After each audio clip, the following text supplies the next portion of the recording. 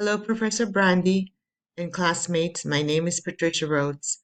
I live in Southern California in the city of Downey, a suburb of Los Angeles County. Los Angeles County is one of the most populous counties in the United States. According to the 2020 census, it has more than 10 million inhabitants.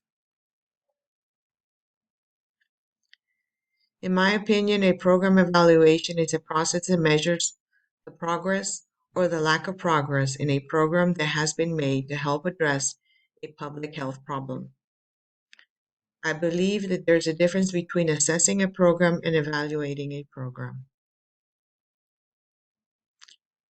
Program evaluation is conducted according to a set of guidelines.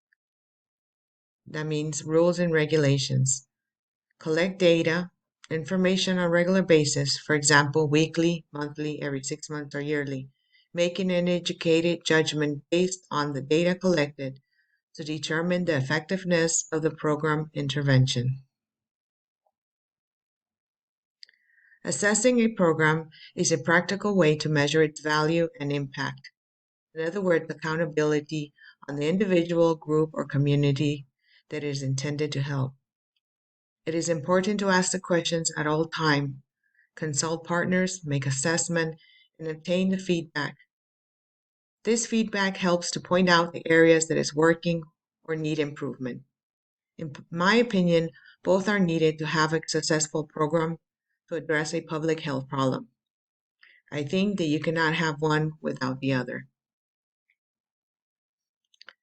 An example of a specific public health program is COVID-19 vaccine.